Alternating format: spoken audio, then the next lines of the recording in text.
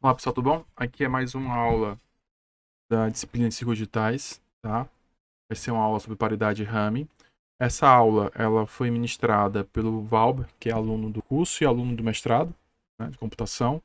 E no vídeo você vê uma mesa com um caderno, uma caneta azul, caneta vermelha, o Valber segurando um pincel e alguns papéis, tá? Bom dia, pessoal.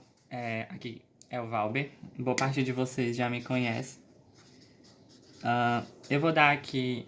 Eu vou, ao longo do semestre, dar algumas aulas para vocês. Algumas poucas. E a primeira aula vai ser sobre código Hamming. Essas aulas vão ser devido a um acompanhamento que eu vou fazer junto com o Otávio, de uma disciplina do mestrado. Vamos lá. Para que serve o código Hamming?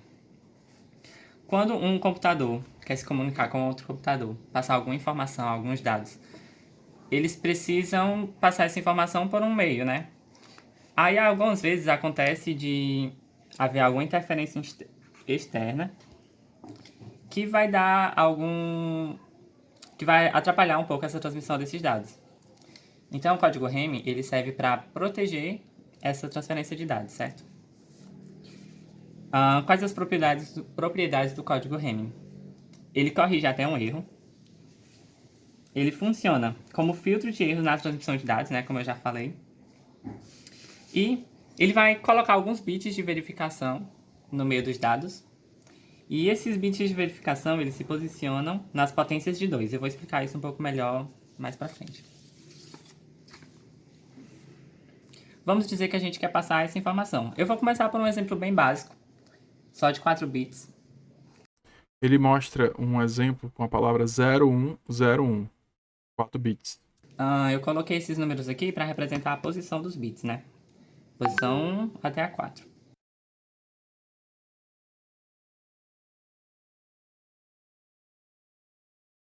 Bits que vão ser colocados alternados entre os bits de dados, eles vão ser de acordo com as potências de 2, né? Como eu já falei. Por exemplo, o primeiro bit de verificação, ele vai ficar na posição 1, porque é 2 elevado a 0 é 1, né? 2 elevado a 1, 2, 2 elevado a 2, 4, 2 elevado a 3, 8, e assim por diante. Vai ser a posição que eles vão ficar. Isso vai de acordo com a quantidade de bits de dados também, que vai ser necessário. Para o nosso exemplo, 0, 1, 0, 1. Vai precisar de 3 bits de verificação. Eu vou chamar de P, porque os bits de verificação também podem ser chamados de bits de paridade. Ele mostra uma. Ele escreve P1, P2, 0, P3, 1, 0, 1. E embaixo ele coloca 1, 2, 3, 4, 5, 6, 7. Cada número desse fica embaixo do que eu falei antes. Então, P1, embaixo dele tem 1. P2, embaixo dele tem 2. No 0, tem 3. No P3, tem 4. No 1, tem 5. No 0, embaixo tem 6. E no 1, embaixo tem 7. Né, que são as posições do bit na palavra. P1 na posição 1, P2 na posição 2, P3 na posição 4. Se tivesse um P4, se tivesse mais bits de dados, o P4 ficaria na posição 8. Mas não é necessário, né? Como é que vai ser feito o cálculo do código Hamming? O P1 ele vai verificar um bit e vai pular um bit. Eu vou explicar melhor isso um pouco mais à frente.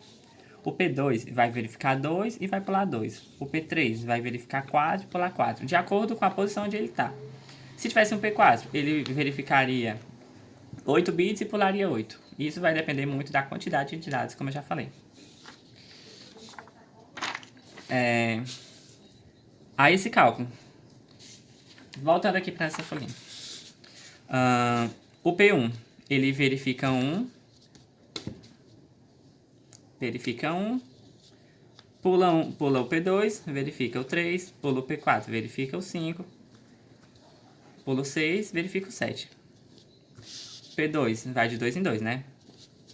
2, 3, pula 4, 5, 6, 7. E o P3, ele verifica de 4 em 4. Seria 4, 5, 6, 7. Se tivesse mais 4, pularia 4 e verificaria os próximos.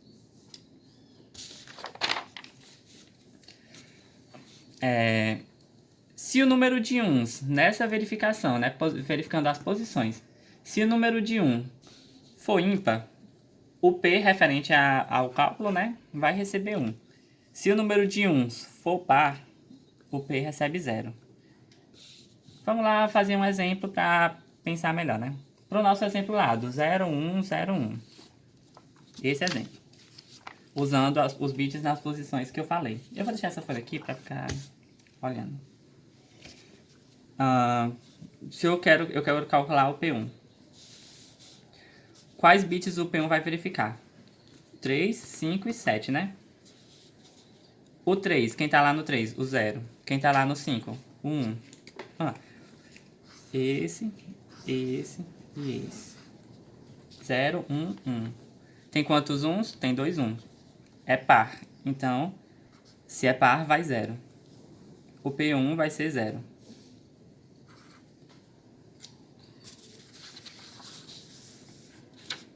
Como vai ser o cálculo do P2?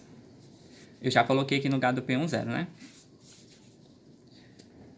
O P2 vai verificar o 2 e o 3. Aí pula 4, 5, vai verificar 6, 7. Quem tá lá? A gente verifica o P2, mas a gente não conta com ele, né? Até porque não tem nada lá. 0, 0, 1. Tem quantos uns? Tem 1. 1 é ímpar, então o P2 vai ser 1. P2 vai ser 1. O P3, eu coloquei aqui. O P1 e P2, né? O P3, que é o bit da posição 4, ele vai verificar 4, 5, 6, 7. Quem tá lá? 1, 0, 1. 1, 0, 1. Tem 2 uns, então é par. P3 vai ser 0. A nossa palavra original, 0, 1, 0, 1.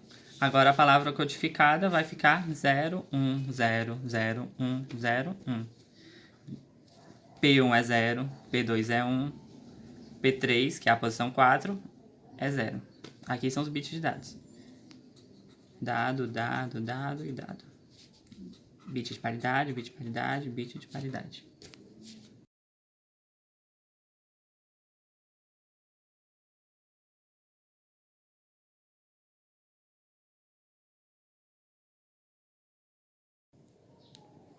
Pronto.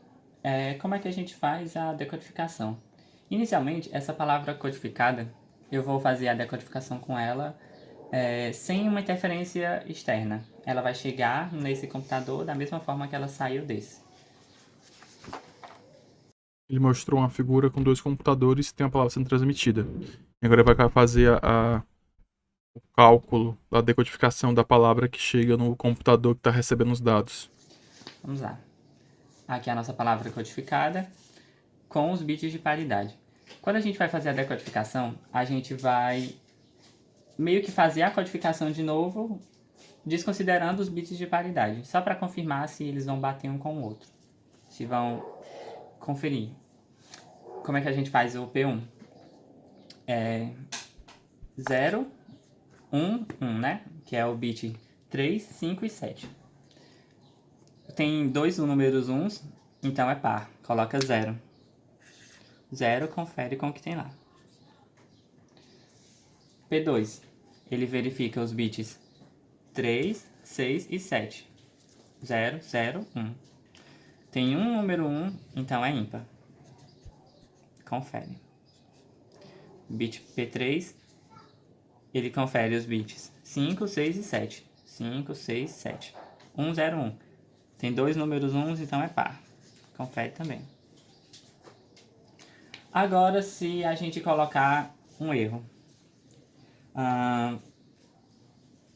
Vamos dizer que na hora da comunicação, essa palavra vai chegar aqui 1, 0, 1, 0, 1, 0, 1. A interferência externa alterou o bit 3, né?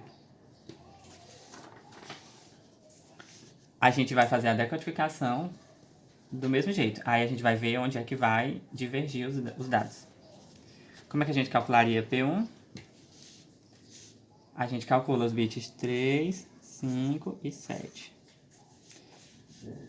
Tem 3 números uns. É ímpar, 3 é ímpar. Então o bit P1 seria 1. Para calcular o P2, ele pega os bits 2 e 3, 6 e 7, né? Tem 1, 0, 1. 1, 0, 1 tem dois números 1, é par. Bit P2 receberia 0. Para calcular o P3, aqui ficou meio bugado, mas é isto. Ele pega os bits 4, 5, 6 e 7. 5, 6 e 7 tem 1, 0, 1. Tem dois números 1, é par. P3 recebe 0. Aí a gente vai ver como ficou a palavra. Ficaria 1, 0, 1, 0, 1, 0, 1. De acordo com a codificação, a decodificação, né? Aí a gente vai comparar onde é que teve o erro nos bits de paridade. Quais bits de paridade não conferem? O bit P1 e o bit P2 estão diferentes, né? Os outros estão tudo igual. O que acontece agora? A gente confere os bits verificados em comum, que é justamente a gente olha para cá e vê quais bits em comum o P1 e o P2 conferem. P1 confere 1, 3, 5, 7, o P2 confere 2, 3, 6, 7. Quais bits em comum eles conferem? O 3 e o 7. Porém, o 7 também é conferido pelo P3. Se houvesse algum erro no bit 7, o P3 também estaria divergindo. Mas como o erro é apenas no P1 e P2, então a gente vai pensar que o erro está na posição 3.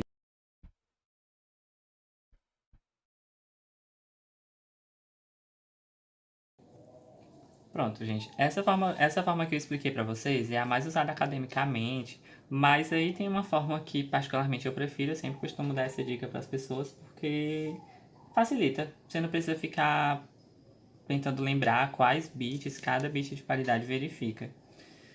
O que eu faço é, eu somo as posições dos bits P, né, que apresentaram erro. Nesse nosso caso, P1, os bits na posição 1 e 2 apresentaram erro. A soma de 1 e 2 é 3, é o bit na posição 3. Naquela situação que o bit de paridade 3, né, que está na posição 4, apresentasse erro também, a gente somaria 1 mais 2 mais 4, dá 7. É como eu falei, o bit 7 estaria apresentando problema. Agora vamos para um exemplo um pouco mais complexo.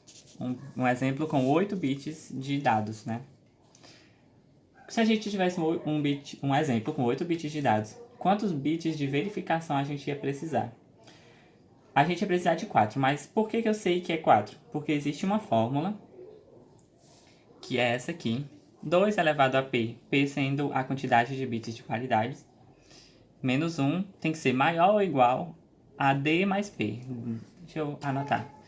P são os bits de paridade e D são os bits de dados. É a quantidade de bits, certo? Se a gente tem que D é 8, vamos lá para a fórmula. Vamos fingir que a gente não sabe que é 4 ainda. A gente está acostumado a trabalhar com 3 bits de paridade. Tendo 3 bits de paridade, se a gente fosse fazer a fórmula, né? Ficaria assim. 3 mais... Não, aqui 8, que é o bit de dados, e 3 bits de paridade. 2 elevado a 8, 2 elevado a 3, eu já dei a resposta. 2 elevado a 3, 8.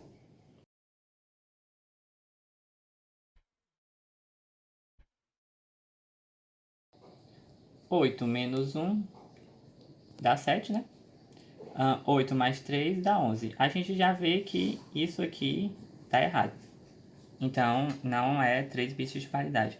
Vamos testar com 4 bits de paridade. 2 elevado a 4 menos 1 tem que ser maior do que 8 mais 4. Maior ou igual, né? 2 elevado a 4, 16. Menos 1 dá 15. 8 mais 4 é maior do que 12. Então, confere. A gente vai ter 4 bits de paridade. Aí aqui eu já coloquei todas as posições do 1 ao 12, né? Já que 8 mais 4 são 12, vai ter 12 bits no total, somando dados e paridade. E a gente vai ver como vai ficar... isso aqui já pode ir pra lá. Como é que vai ficar colocado esses bits. Ele colocou as 12 posições, né? Do 1, 2, 3 até o 12. Para poder escrever os bits de paridade, as posições, paridades e dados. Sendo que as paridades vão ficar nas posições com potência de 2 e os dados nas outras. Vamos lá. Na posição 1 a gente sabe que fica P1. Na posição 2, P2. Na posição 4, P3. E na posição 8, P4. Os outros a gente vai preencher com os dados. 1, 0, 0, 1, 1, 1 e 0. Como é que a gente vai fazer o cálculo dos bits de paridade? Do mesmo jeito. O bit de paridade P1. A gente vai pegar o P1, pula 1 e calcula o outro, né?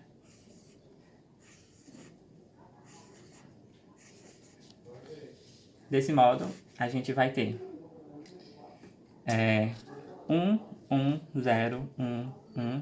Tem 4 bits 1. É par. Então, P1 vai ser 0. O cálculo do P2.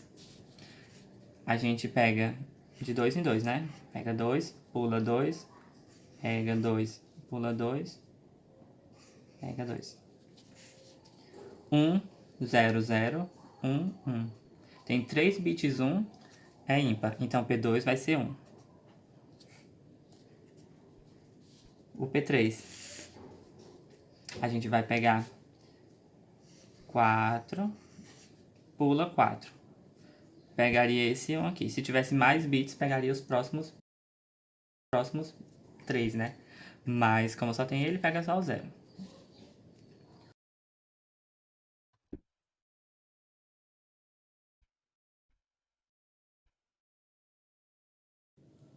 Pronto. Aí, 1, 0, 0, 0.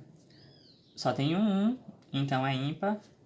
P3 vai ser 1 também. O P4.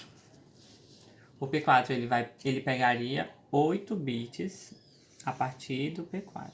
Como só tem mais 4 bits além dele, 5 bits contando com ele, né? 4 além do P4, a gente só vai pegar eles. Quais são os bits? 1, 1, 1, 0. Tem 3 1s, então é ímpar. O P4 também vai ser 1. Como ficou a nossa palavra codificada? 12 bits, a palavra codificada ficou assim.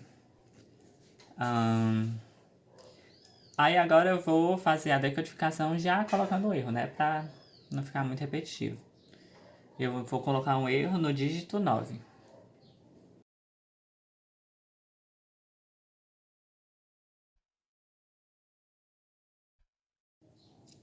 Pronto. Aí no dígito 9, que era 1, agora vai ser 0, né? É só para alinhar aqui. Então ele tem a palavra 0, 1, 1, 1, 1, 0, 0, 1, 1, 1, 1, 0. E ele adicionou um erro no bit 9. Fica na palavra 0, 1, 1, 1, 1, 0, 0, 1, 0, 1, 1, 0. E aí ele vai fazer a correção, mostrar como é que é a correção desse erro. Com esse erro que eu coloquei. Aí a gente vai fazer a decodificação calculando, né, como se a gente ainda não tivesse feito a codificação, como se não tivesse os P's.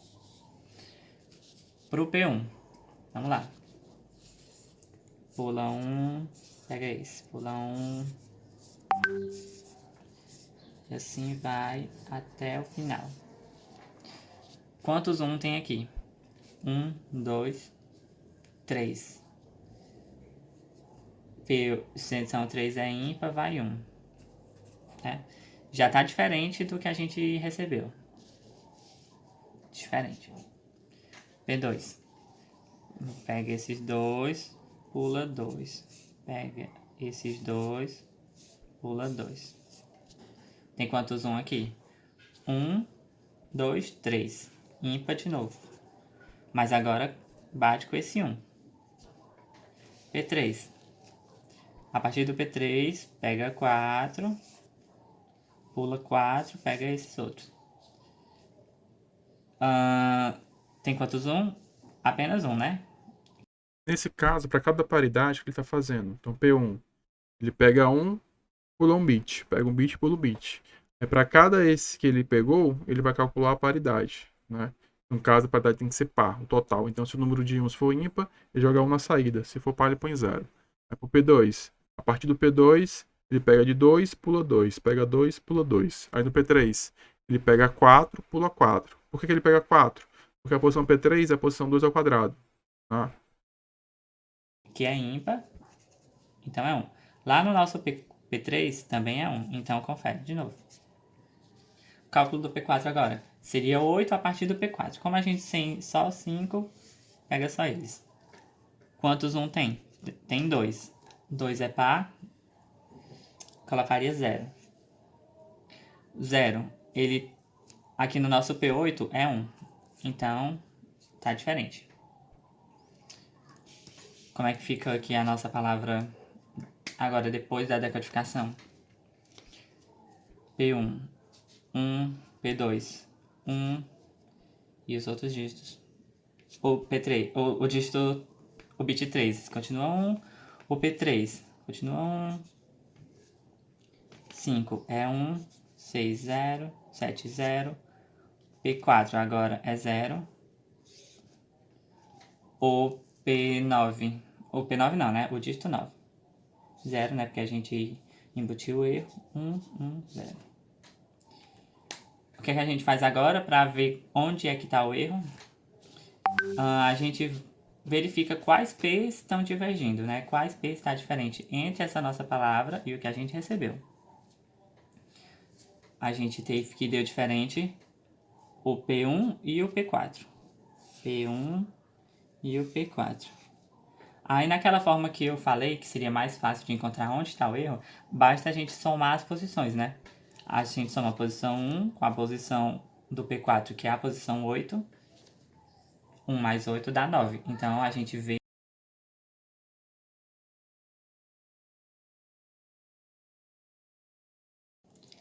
Pronto. Aí sabendo que agora que o erro está no bit 9, a gente vai copiar...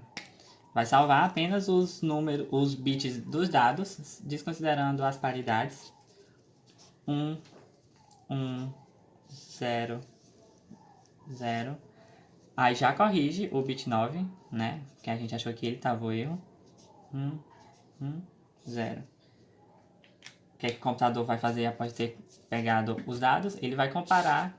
Na verdade, esse é o dado que ele recebeu. Aí a gente vai e compara com os dados que a gente mandou e vê que foi corrigido, certo? Aí o computador, ele recebeu a palavra certa, tá tudo ok. E é assim que a gente corrige um erro usando o código REM. Certo, pessoal? Eu acho que por hoje é só isso. A gente vai ter mais aulas depois, eu vou explicar mais algumas coisas, não só de código REM. Na verdade, não vai ser mais código REM, vai ser outros códigos de correção de erro. E é isso, valeu, até